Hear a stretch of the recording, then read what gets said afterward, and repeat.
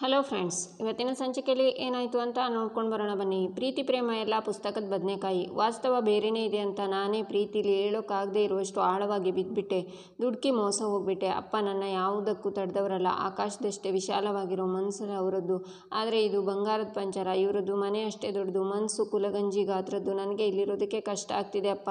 ನನಗೆ ಹೊಂದ್ಕೊಳ್ಳೋಕ್ಕಾಗ್ತಿಲ್ಲ ಅಂತಲ್ಲ, ನೀನು ಹೊಂದ್ಕೊಳ್ಳೋದನ್ನು ಕಲಿಸಿದ್ಯಾ. ಆದರೆ ಇವರೆಲ್ಲ ಮೋಸಗಾರರು, ಸತ್ಯನ ಕೊಲೆ ಮಾಡಿರೋ ಕೊಲೆಗಡುಕರು.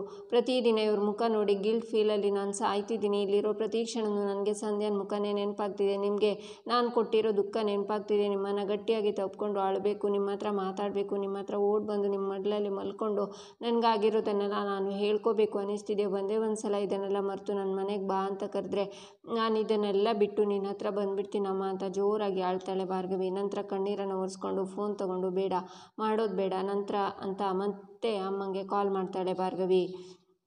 ಈಚೆ ಪೂರ್ಣಿಮಾ ಫೋನ್ ನೋಡ್ತಾ ಖುಷಿಯಿಂದ ಹಲೋ ಭಾರ್ಗವಿ ಅಂತಾರೆ. ಅಮ್ಮ ಅಂತ ಭಾರ್ಗವಿ ಹೇಳ್ತಾಳೆ. ಈಚೆ ಅರ್ಜುನ್ ಬೇಜಾರಲ್ಲಿ ನಿಂತಿರುವಾಗ ಜಯಂತ್ ಬಂದು ಅರ್ಜುನ್ ಯಾಕಪ್ಪ ಇಲ್ಲೊಬ್ಬನೇ ನಿಂತಿದ್ಯಾ ಅಂತಾರೆ. ಮನೆಯವ್ರ ಸಿಟ್ಟಿಗಿಂತ ಈ ಮೌನನೇ ಚೆನ್ನಾಗಿದೆ ಚಿಕ್ಕು ಅಂತಾನೆ ಅರ್ಜುನ್. ಯಾಕೋ ಹಾಗೆ ಹೇಳ್ತಿದ್ಯಾ ಅಂತಾರೆ ಜಯಂತ್. ಮತ್ತಿನ್ನೇನು ಹೇಳಲಿ ಚಿಕ್ಕು, ಇಲ್ಲಿ ಯಾರೇ ತಪ್ಪು ಮಾಡಿದ್ರು ಶಿಕ್ಷೆ ಮಾತ್ರ ನನಗಾಗ್ತಿದೆ. ಈ ಮನೇಲಿ ಎಲ್ರಿಗೂ ನನಗೆ ಸಮಾಧಾನ ಇಡು, ನಂದೇ ಮನೆ ಹೌದು ಅನ್ನೋ ಅಷ್ಟರಲ್ಲಿ ದ್ವೇಷ ಮಾಡ್ತಿದ್ದಾರಲ್ವಾ ಚಿಕ್ಕು. ಪರವಾಗಿಲ್ಲ, ಇವರೇನೇ ಅಂದರೂ ನಾನು ತಲೆ ಕೆಡಿಸ್ಕೊಳ್ಳಲ್ಲ, ಸುಮ್ಮನೆ ಇರ್ತಿದ್ದೆ. ಆದರೆ ಇವರಿಂದಾಗಿ ನನ್ನ ಹೆಂಡತಿ ನನ್ನ ಮೇಲೆ ನಂಬಿಕೆ ಕಳ್ಕೊಂಡಿದ್ದಾಳೆ ಅಂತಾನೆ ಅರ್ಜುನ್.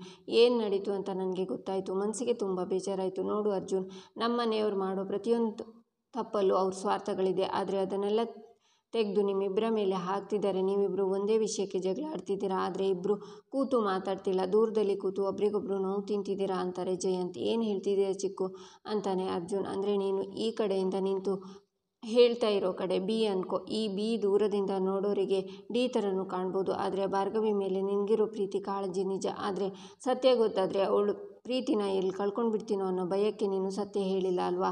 ಈಗ ಭಾರ್ಗವಿ ಜಾಗದಲ್ಲಿ ನಿಂತು ಯೋಚನೆ ಮಾಡು. ತಾನು ನಂಬಿ ಬಂದಿರೋ ಹುಡುಗ JP ಮಗ ಅಂತ ಗೊತ್ತಾದ ಮೇಲೆ ಅವಳ ಮನಸ್ಸಿಗೆ ಎಷ್ಟು ನೋವಾಗುತ್ತೆ, ವಿಷಯ ಆಘಾತವಾಗುತ್ತೆ ಆಗ ಅಂತ ಈಗ ಅವಳು ಯಾವುದು ಸುಳ್ಳು ಯಾವುದು ಸತ್ಯ ಯಾವುದು ಅನ್ನೋ ಗೊಂದಲದಲ್ಲಿ ಇದ್ದಾಳೆ. ಹಾಗಾಗಿ ಅವಳು ಕೋಪ ಮಾಡ್ಕೊಳ್ಳೋದ್ರಲ್ಲಿ ತಪ್ಪೇನಿದೆ. ನಿಮ್ಮಿಬ್ಬರ ಮಧ್ಯೆ ಇರೋ ಈ ಗೊಂದಲ ಅಂತರವನ್ನು ನಮ್ಮನೇಲಿರೋ ಕಿಡಿಗೇಡಿಗಳು ಉಪಯೋಗಿಸ್ಕೋತಾ ಇದ್ದಾರೆ. ಅದಕ್ಕೆ ಹುಳಿ ಹಿಂಡೋಕ್ಕೆ ನೀವಿಬ್ಬರನ್ನ ದೂರ ಮಾಡೋಕ್ಕೆ ಪ್ರಯತ್ನ ಪಡ್ತಿದ್ದಾರೆ. ಹುಷಾರು ಅಂತಾರೆ ಜಯಂತ್. ಆದರೆ ಚಿಕ್ಕು, ನಿಮಗೆ ಅರ್ಥ ಆಗೋದು ಭಾರ್ಗವಿಗೆ ಯಾಕೆ ಅರ್ಥ ಆಗ್ತಿಲ್ಲ ಅಂತಾನೆ ಅರ್ಜುನ್.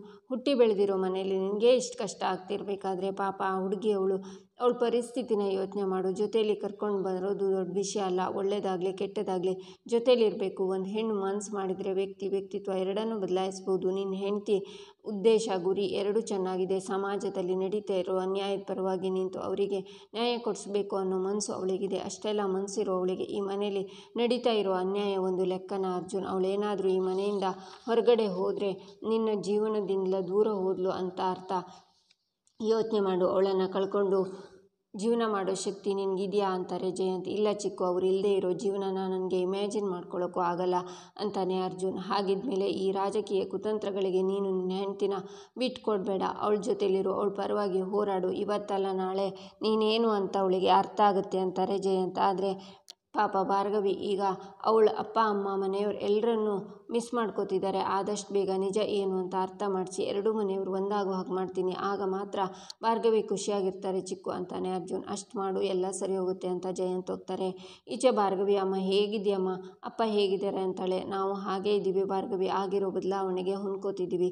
ನೀನು ಹೇಗಿದೆಯಾ ಪುಟ್ಟಿ, ಅಳಿಯಂದ್ರು ನೀನು ಚೆನ್ನಾಗಿ ನೋಡ್ಕೋತಿದ್ದಾರಾ, ಮಾತಾಡು.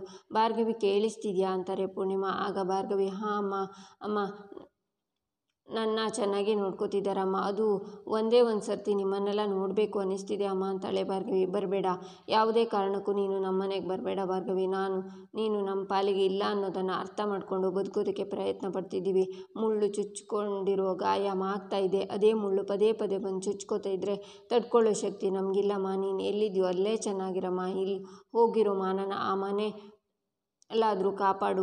ನಿಮ್ಮ ಅಪ್ಪ ಅಮ್ಮ ನಿನಗೆ ಏನು ಸಂಸ್ಕಾರ ಹೇಳ್ಕೊಟ್ಟಿದ್ದಾರೆ ಅನ್ನೋ ಮಾತು ಬರದೇ ಇದ್ದರೆ ಅದೇ ನೀನು ನಮಗೆ ಮಾಡೋ ದೊಡ್ಡ ಉಪಕಾರ ಭಾರ್ಗವಿ ಅಂತಾರೆ ಪೂರ್ಣಿಮಾ. ಇಲ್ಲ ಅಮ್ಮ, ನಿಮ್ಮ ಹೆಸರು ಹಾಳಾಗೋ ಥರ ನಾನು ಮಾಡಲ್ಲ ಅಂತಾಳೆ ಭಾರ್ಗವಿ. ಪೂರ್ಣಿಮಾ ಕಾಲ್ ಕಟ್ ಮಾಡಿ ಅಳ್ತಾರೆ. ಹಲೋ ಹಲೋ ಅಂತ ಭಾರ್ಗವಿನೂ ಅಳ್ತಾ, ಎಂಥ ಸ್ಥಿತಿ ಬಂದುಬಿಡ್ತು ನನಗೆ.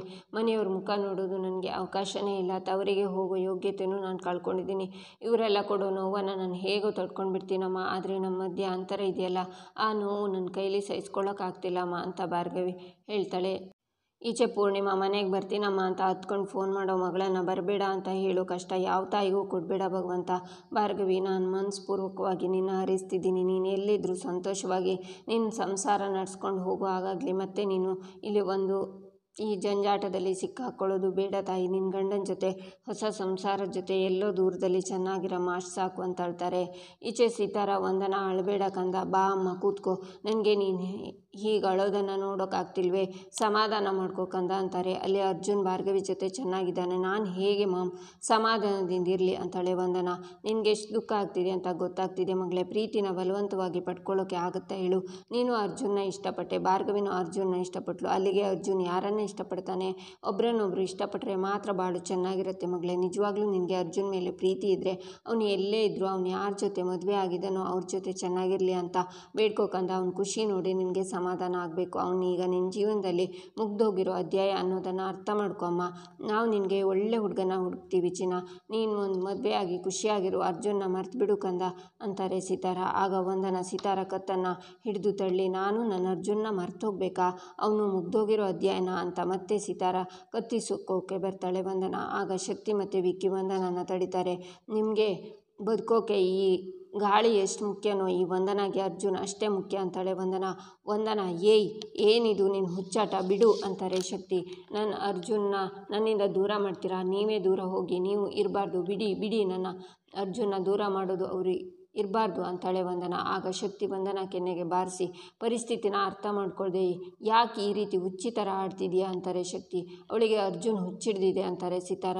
ವಂದನಾ, ನನ್ನ ಕ್ಷಮಿಸ್ಬಿಡು, ನನ್ನ ಮಾತು ಕೇಳು ಅಂತಾರೆ ಶಕ್ತಿ. ಡ್ಯಾಡ್, ಇಷ್ಟರಲ್ಲೇ ಆಗ್ತಾ ಇರೋದು ಆ JP ಅಂಕಲ್ ಮತ್ತು ಅವ್ರ ಮನೆಯವರಿಂದ ಅಲ್ಲಿ ಏನು ನಡೀತು ಅಂತ ಈಗಲಾದರೂ ಕೇಳಿ ನಾನು ಹೇಳ್ತೀನಿ ನೋಡಿ. ನಾನು ವಂದನಾ ಅವ್ರ ಮನೆಗೆ ಹೋದ್ವಿ. ನಾವು ಹೋಗಿದ್ದ ಕಾರಣ ಅರ್ಜುನ ಮನೇಲಿದ್ದಾನಾ ಇಲ್ವಾ ಅಂತ ನೋಡೋದಕ್ಕೆ. ಅಲ್ಲಿ ನೋಡಿದರೆ ಅರ್ಜುನ್ ಭಾರ್ಗವಿ ಒಂದೇ ರೂಮಿಂದ ಬಂದರು. ಅದನ್ನು ನೋಡಿ ವಂದನೆಗೆ ಬೇಜಾರಾಯಿತು.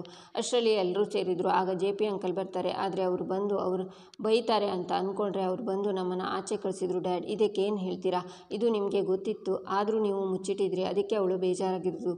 ಸ್ವಲ್ಪ ಅರ್ಥ ಮಾಡ್ಕೊಳ್ಳಿ ಡ್ಯಾಡ್. ನಮ್ಮನೆ ಪರಿಸ್ಥಿತಿಗೆ ನೀವು ಕಾರಣ, ನಾನಲ್ಲ ಡ್ಯಾಡ್. ಅವಳು ತಾನೇ ಹೇಗೆ ಸಹಿಸ್ಕೋತಾಳೆ ಹೇಳಿ ಅಂತಾನೆ ವಿಕ್ಕಿ. ಈಚೆ ಭಾರ್ಗವಿ ಒಬ್ಬಳೇ ಹೊರಗಡೆ ಮೆಟ್ಲು ಮೇಲೆ ಕೂತಿರ್ತಾಳೆ. ಆಗ ರುದ್ರ ಬಂದು, ಭಾರ್ಗವಿ, ನೀನೆಷ್ಟು ದುಃಖ ಆಗ್ತಿದೆ ಅಂತ ನನಗೆ ಅರ್ಥ ಆಗ್ತಿದೆ ಅಮ್ಮ. ಬೇಜಾರು ಮಾಡ್ಕೋಬೇಡ ಅಮ್ಮ. ನನಗೂ ಒಬ್ಬಳು ಹೆಣ್ಮಗಳಿದ್ದಾಳೆ. ನಾನು ಒಂದು ತಾಯಿ. ನಿನ್ನ ನೋವು ಏನು ಅಂತ ನನಗೆ ಅರ್ಥ ಆಗುತ್ತೆ. ಇಲ್ಲಿ ಯಾರೂ ನೀನು ಪರವಾಗಿಲ್ಲ ಅಂತ ಅಂದ್ಕೋಬೇಡ. ನಿನ್ನ ಜೊತೆ ನಾನು, ಅತ್ತೆ, ನಮ್ಮ ಯಜಮಾನ್ರು ಎಲ್ಲರೂ ಇದ್ದೀವಿ ಅಂತಾರೆ. ಇಂಥ ಅವಮಾನ ದುಃಖನ ನಾನು ಚಿಕ್ಕವಳಾಗಿದ್ದಾಗಿಂದಲೂ ಅನುಭವಿಸಿದ್ದೀನಿ ಚಿಕ್ಕತ್ತೆ. ನಮ್ಮನ್ನು ಬೀಳಿಸೋದು, ನಮಗೆ ಕೊಡೋ ನೋವು ನಮಗೆ ಅಷ್ಟೊಂದು ದುಃಖನ ಕೊಡಲ್ಲ. ಆದರೆ ನಾವು ಪ್ರೀತಿಸಿರೋರು ನಮ್ಮನ್ನು ಪ್ರೀತಿ ಮಾಡಿರ್ತಾರೆ ಅಂತ ಅಂದ್ಕೊಂಡಿರ್ತೀವಲ್ವ, ಅದು ನಮಗೆ ದುಃಖ ಕೊಟ್ಟರೆ ಅದು ನಾವು ನರಕದಲ್ಲಿದ್ದೀವೋ ಏನೋ ಅನ್ನುವಷ್ಟು ದುಃಖ ಆಗುತ್ತೆ. ಆ ಕಡೆ ಅಪ್ಪ ಅಮ್ಮನ ಎದುರಿಗೆ ನಂಬಿಕೆ ಕಳ್ಕೊಂಡು ಮಗಳಾಗಿ ಸೋತೋದೆ. ಈ ಕಡೆ ನಾನು ನಂಬಿ ಬಂದಿರೋ ಹುಡುಗನ ಕಡೆಯಿಂದ ಮೋಸ ಆಗಿ ನನ್ನ ಮೇಲೆ ನನಗೆ ಅಸಹ್ಯ ಆಗ್ತಿದೆ. ಆ ಕಡೆ ಅಪ್ಪ ಅಮ್ಮನ ಮನೆಗೂ ಹೋಗೋಕ್ಕಾಗದೆ, ಇಲ್ಲೂ ಇರೋಕ್ಕಾಗದೆ ಒದ್ದಾಡ್ತಿದ್ದೀನಿ. ಇದಕ್ಕೆಲ್ಲ ಕಾರಣ ಅರ್ಜುನ್ ಮೇಲೆ ನನಗಿದ್ದಂಥ ಕುರುಡು ಪ್ರೀತಿ. ಅದು ಒಂದರಿಂದ ಇವತ್ತು ನಾನು ಎಲ್ಲರಿಂದ ದೂರ ಆಗಿದ್ದೀನಿ ಅಂತಾಳೆ ಭಾರ್ಗವಿ. ನಿನ್ನ ನೋವು ಕಡಿಮೆ ಆಗುತ್ತೆ ಅಂತ ನಾನು ಹೇಳ್ತಿಲ್ಲ ಭಾರ್ಗವಿ, ಆದರೆ ಅರ್ಜುನ್ ನೀನು ಅಂದ್ಕೊಂಡಿರೋ ಥರ ಅಲ್ಲ ಅಂತಾರೆ ರುದ್ರ. ನಾನು ಹಾಗೆ ಅಂದ್ಕೊಂಡಿದ್ದೆ, ಆದರೆ ಮೋಸ ಹೋಗ್ಬಿಟ್ನಲ್ಲ ಚಿಕ್ಕತ್ತೆ ಅಂತಾಳೆ ಭಾರ್ಗವಿ. ಅಯ್ಯೋ, ನಿನ್ಗೆ ಹೇಗೆ ಹೇಳಲಿ? ಅರ್ಜುನ ನಾನು ಇದ್ದಾಗಿಂದ ನೋಡಿದ್ದೀನಿ. ನಾನೇ ಅವನ್ನ ಎತ್ತಿ ಆಡಿಸಿ ಸಾಕಿದ್ದೀನಿ. ಅವನು ಯಾವತ್ತೂ ಯಾರ ಬಗ್ಗೆನೂ ಕೆಟ್ಟದನ್ನು ಬಯಸೋದಿಲ್ಲಮ್ಮ. ಅವನಿಗೆ ಅವರ ಅಪ್ಪನ ಮೇಲೆ ತುಂಬ ಪ್ರೀತಿ ಇದೆ. ಆದರೆ ಈಗ ಅಪ್ಪನ ಪ್ರೀತಿ, ನಿನ್ನ ಪ್ರೀತಿ ಎರಡನ್ನೂ ಪಡ್ಕೊಳ್ಳೋದಕ್ಕೆ ಅವನು ತುಂಬ ಒದ್ದಾಡ್ತಿದ್ದಾನೆ ಅಂತಾರೆ ರುದ್ರ. ಆಗ ನಿರ್ಮಲ ಬಂದು, ನನ್ನ ಮಗ ಕಷ್ಟಪಡ್ತಾ ಇರೋದಕ್ಕೆ ಯಾರು ಗೊತ್ತಾ ಕಾರಣ? ನೀನು ಯಾವಾಗ ನಮ್ಮನೆಗೆ ಒಕ್ಕರ್ಸ್ಕೊಂಡ್ಯೋ ಆ ಕ್ಷಣದಿಂದ ನಮ್ಮನೆಗೆ ಏನಾದರೂ ಒಂದು ಆಗ್ತಾನೇ ಇದೆ. ಮೊದಲು ಬರೀ ನೆಮ್ಮದಿ ಮಾತ್ರ ಕಿತ್ಕೊಂಡಿದ್ದೆ. ಇವತ್ತು ವಿಕ್ಕಿ ವಂದನಾ ಮುಂದೆ ಮರ್ಯಾದೆನೂ ಹೋಯ್ತು ಅಂತಾರೆ. ಅವರಿಬ್ಬರಿಗೆ ಮಾನ ಮರ್ಯಾದೆ ಇದ್ದರೆ ಅಲ್ವಾ ಅಕ್ಕ ಹೋಗೋಕೆ ಅಂತಾರೆ ರುದ್ರ. ನೀನು ಸುಮ್ಮನೆ ರುದ್ರ, ನಾನು ಅವಳ ಜೊತೆ ಮಾತಾಡ್ತಿದ್ದೀನಿ. ವಂದನಾ ಈ ಮನೆ ಸೊಸೆ ಆಗಬೇಕು ಅಂತ ಎಷ್ಟೋ ಕನ್ಸ್ಕೊಂಡಿದ್ಲು. ನೀನು ಅದನ್ನೆಲ್ಲ ಹಾಳು ಮಾಡಿದೆ. ನೀನು ಈ ಮನೆಗೆ ಮೆಟ್ಕೊಂಡಿರೋ ಅನಿಷ್ಟ ಆಗ್ತಾರೆ ನಿರ್ಮಲಾ. ಅಕ್ಕ ಏನು ಮಾತಾಡ್ತಿದ್ದೀರಾ ನೀವು? ಭಾರ್ಗವಿ ಈ ಮನೆ ಸೊಸೆ, ಈ ಮನೆ ಮಹಾಲಕ್ಷ್ಮಿ, ಅವಳ ಬಗ್ಗೆ ಈ ಥರ ಎಲ್ಲ ಮಾತಾಡಿದರೆ ಈ ಮನೆಗೆ ಒಳ್ಳೇದಾಗುತ್ತೆ ಅಂದ್ಕೊಂಡಿದ್ದೀರಾ ಅಂತಾರೆ ರುದ್ರ. ಈಗೇನು ಒಳ್ಳೇದಾಗೋಯ್ತು ನೋಡು ರುದ್ರ, ಇವಳು ನಮ್ಮನೆ ಸೊಸೆ ಅಲ್ಲ. ನಿನ್ನ ಮೋಸದ ಕಣ್ಣೀರು, ನಿನ್ನ ಬೆದರಿಕೆಗೆ ಹೆದ್ರೋಳಲ್ಲ ನಾನು. ಇವತ್ತಲ್ಲ ನಾಳೆ ನಿನ್ನ ಈ ಮದುವೆ ಮುರಿದು ಬೀಳುತ್ತೆ. ವಂದನಾ ಈ ಮನೆಗೆ ಸೊಸೆ ಆಗ್ತಾಳೆ. ಆಗ ನಿನ್ನ ಕತೆ ಏನಾಗುತ್ತೆ ಅಂತ ನೋಡ್ತಾ ಇರು. ಜೀವನ್ ಅಂಶಕ್ಕೋಸ್ಕರ ಕೋರ್ಟಲ್ಲಿ ನಿನ್ನ ಕೇಸನ್ನು ನೀನೇ ವಾದ ಮಾಡಬೇಕಾಗುತ್ತೆ ಅಂತ ನಿರ್ಮಲ ಹೋಗ್ತಾರೆ. ಈಚೆ ಶಕುಂತಲ, ಯಾಕೆ ಜೆ ಪಿ ನಿನ್ನ ಕೈಯಾರೆ ಅರ್ಜುನ್ ಜೀವನನ ಹಾಳು ಮಾಡ್ತಿದ್ಯಾ ಅಂತಾರೆ. ಇನ್ನೂ ಸ್ವಲ್ಪ ದಿನ ಭಾರ್ಗವಿನೇ ಅರ್ಜುನ್ನ ಬಿಟ್ಟು ಮನೆಯಿಂದ ಹೋಗ್ತಾಳೆ ಅಂತಾರೆ ಜೆ ಪಿ.